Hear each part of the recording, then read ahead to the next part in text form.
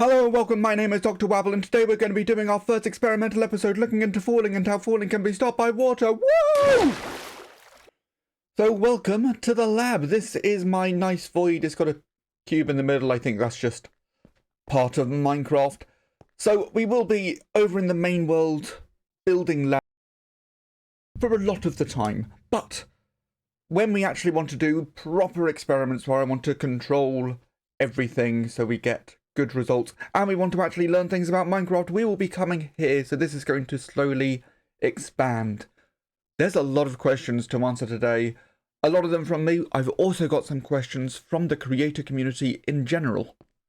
So I'm going to get set up, and we'll start talking through everything we need to discover today.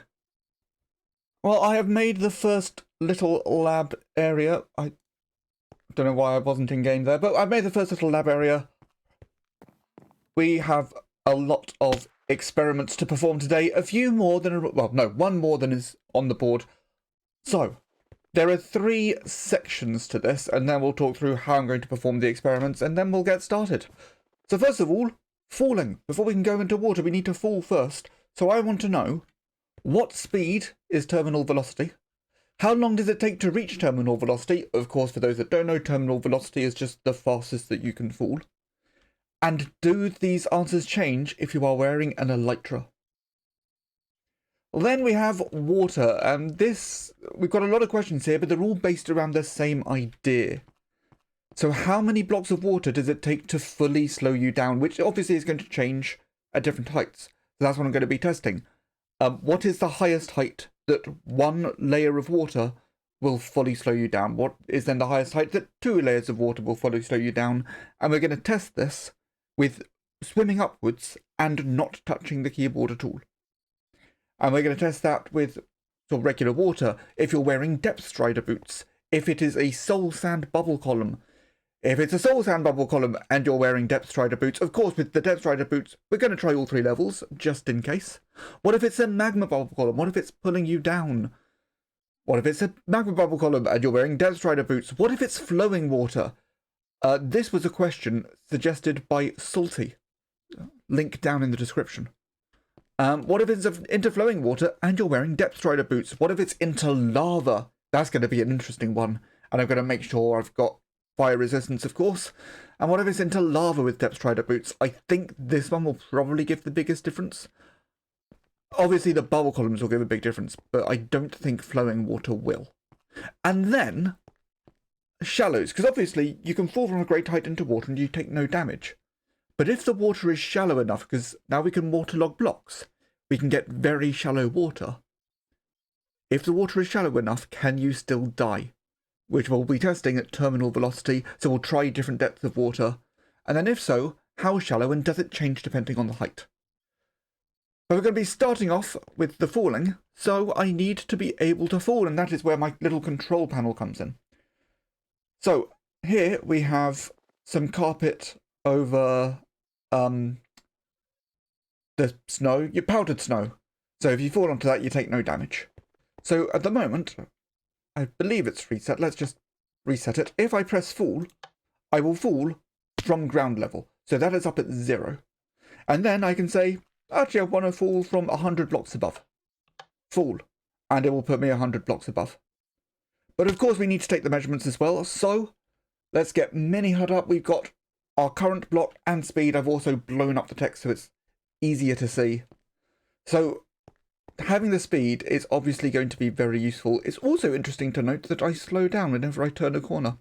We'll be doing some more speed experiments later on, but we're going to be starting off just going at increasingly higher heights until the speed stops increasing, and then we'll know that I've hit terminal velocity. So I'm going to wait until I get there, and then we'll be back. So I've set it up to go up 3,000 blocks. That is, that gives us enough time to reach terminal velocity and see what it is. I'm also then going to review this footage immediately afterwards to see approximately what height we then hit terminal velocity. So you can see our speed is already slowing down. We are getting there. I've seen the value now, but it will slow down, get slower and slower. It's going to stay for a while on 78.399, but then it ticks up to 78.4. That is our terminal velocity. It doesn't seem to be increasing anymore after that. So as I said, I'm going to review the footage and see how long it takes to get there. We have our first two values. Terminal velocity is 78.4 meters per second, and it takes 2,106 meters to reach it. Let's try it with an elytra. I'm really curious to see if this is any different. So we press forward, and I've got to immediately look down and then activate. It's definitely activated. You can hear the sound. Hopefully I haven't strayed off course at all, and hopefully I activated it nice and quickly so we can get a good measurement out of this. The speed is slowing down. I think this is going to be exactly the same. If it hits around the 900 mark in terms of the block number, I'm happy to say that that's the same.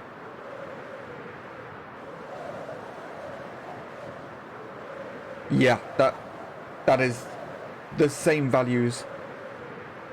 I mean, I haven't tested this. I'm assuming hitting carpet over powdered snow with an elytra is the same as falling onto it. Yes, it is. That's good. That's good. Okay, so those values are the same. We can get ready to move on to the next experiments.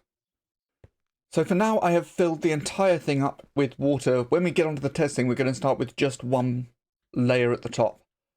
But I just want to see what speed do we go through water at. So I've reset the fall height to the top of the chamber. I'm going to go with chamber. And then let's see. 0.5 meters per second. Okay, so when we're not swimming, that's the speed I'm going to be looking for. Will I drown before I get to the bottom? Quite possibly. So yeah, I think it's time to start testing this. I'm going to get to the bottom before I actually do drown. So yeah, I'm just going to start going up at different heights. I'll be dropping in, I'll be swimming without... So yeah, I'll be dropping in without swimming, I'll be dropping in with swimming. I will just get the basic numbers in first. And I think we may as well go up to 2,106 meters. Let's hit it at terminal velocity. In fact, I think what we'll do, we'll go up to 384 meters, which is as far as you can fall within the regular game. And then I'll go up to terminal velocity and see how many layers of water it takes to slow me down from there, just for fun.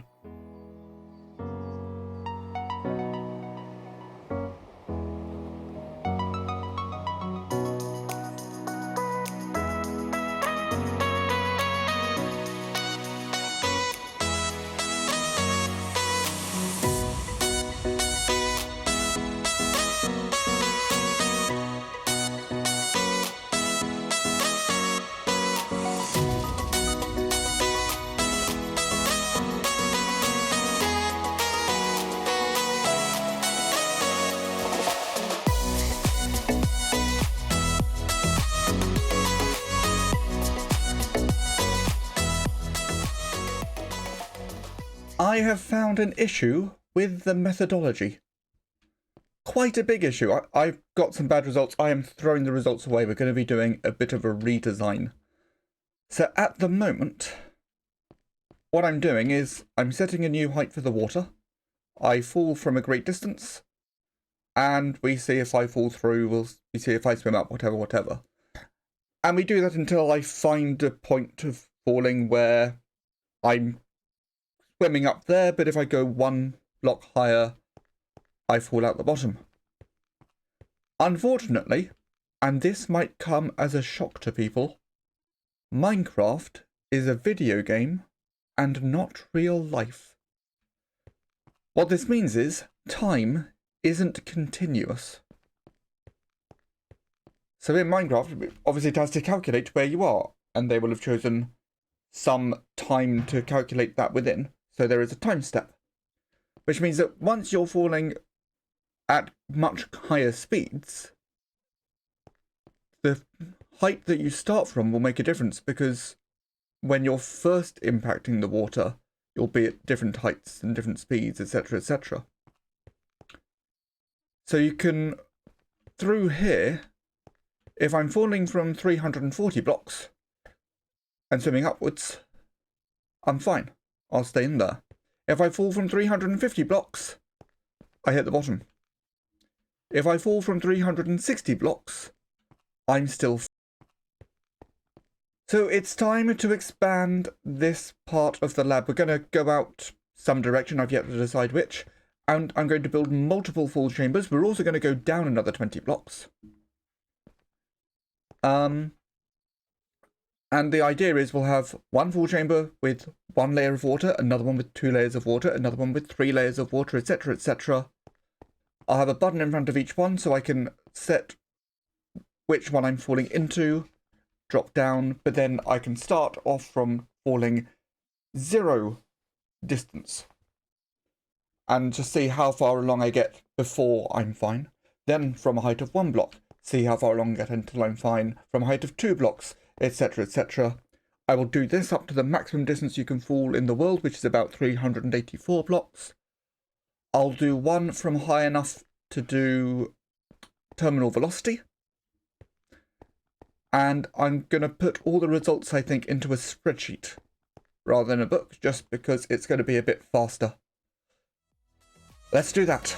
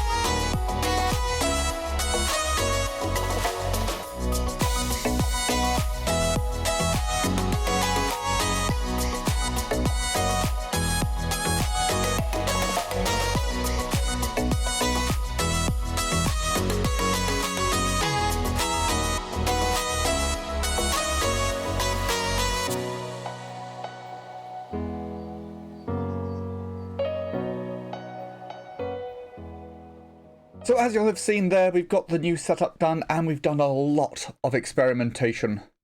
So with the new setup, we now have one chamber with the water at one height, and then the next chamber it's one deeper, and then one deeper, etc., etc. So then we can fall in at the same height and just see which chamber gets us to where we want to go. So in the experiment you just saw, I was just dropping and seeing how long it took me to slow down to what I'm referring to as sinking speed, which in regular water is 0.5 meter per second. And I then did another experiment of swimming upwards, but it takes about 4 hours to run through each experiment, because of course we're going at every single drop height. So we're not going to be doing any more today. We're going to actually probably redo those experiments for reasons we'll go into. Now, I said the reason for me changing this is that I found that there were weird bits where you could fall from one height and then another height, and the depth that you would fall would change in weird ways. It is even weirder than I expected. So currently, the fall height should be set to 101, and we're going to fall into 11 blocks of water while swimming upwards. So when we do this, we land in the water, we fall straight through to the bottom. Swimming upwards does not achieve anything, but if we go from 101 blocks into 12 layers of water, we survive. So now, let's increase the drop height by 1. So, we once again go into 12 layers of water, and we're fine. and we go into 11 layers of water, and we're fine. And that's essentially how it goes. You kind of work down 3 or 4 layers and then jump up again and work down 3 or 4 layers, which means unless you're falling from quite a low height, so within 20 blocks or so, any 2 heights that are next to each other drop you down to different depths. And I am finding this so fascinating. I also found that when you're swimming upwards, you're going to approximately 76% of the depth if you're not swimming. The problem is, I've done 2 experiments. It's taken 4 hours for each one, and there's 48 in total.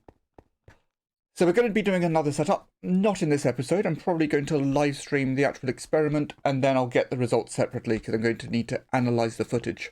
Or we're going to have one chamber with quite deep water. This goes down to 25, I'll probably take it down to 30, maybe even 35. And it's simply going to be, I drop down, I press a button, it increases the height by 1 and drops me again. I just do that over and over, but recording the entire time, and then I can go and analyse the footage, because at the moment we have our block and speed, but I can also bring up our, I think it's position or something. There's one of these are coordinates. So you can see we then have decimal places, so we can look at it a little bit more accurately. But for now, we will move on to the next set of questions. Also, apologies to Salty. Your experiment is in there. Well, I'll get to it. I'll just get to it a bit later. Link to Salty down in the description. So I want to experiment with shallows. So we know you can drop from any height into water, you'll be fine. But now we've got the waterlogged blocks. And I know that you kind of hit the water at different speeds, at different rates, from different heights. It drops you in differently. So let's see if I drop from terminal velocity into the shallowest water I can think of. Do I survive? So let's get it set up and we'll go through it. So this experiment is essentially all about, will water always save you? So what I have here is a collection of all the waterlogged blocks that I can think of in height order. So we start off with what I'm going to refer to as waterlogged air. Then we've got a trapdoor and a small amethyst bud, then a medium amethyst bud, a large amethyst bud, a candle, a sea pickle, an amethyst cluster, a campfire, a slab, a skulk shrieker, a skulk sensor. Also, something I've learned, skulk shriekers don't make noise when they're waterlogged. That's going to be fun to experiment with. A lantern, a chain on its side, a lightning rod on its side, a bit of dripstone, a conduit, a chest, an ender chest, and then we've got iron bar, chain, glass pane, scaffolding, lightning rod, pot, and then a fence and a wall. Now obviously the last 2 columns, they do stick out above the water, so we're not going to bother with those. But for the first test, I'm going to stand on the chest, which is the shallowest water I can, and then I'm going to teleport myself 2,500 blocks into the air. Let's do this properly. And this is going to be more than enough for me to reach terminal velocity. So if I survive this fall, then we know we're fine.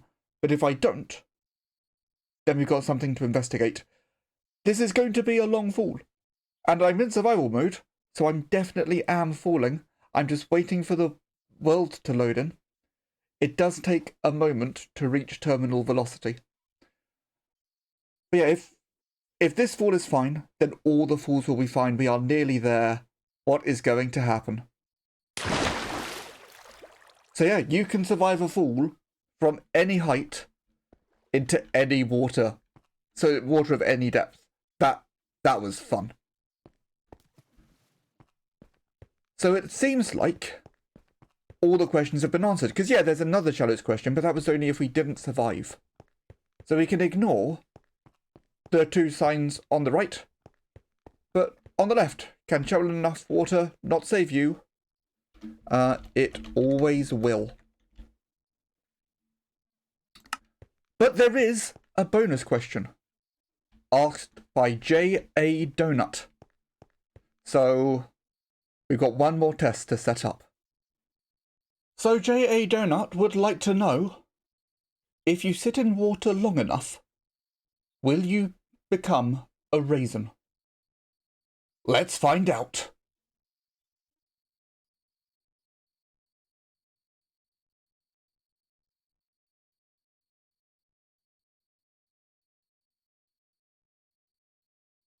Ah!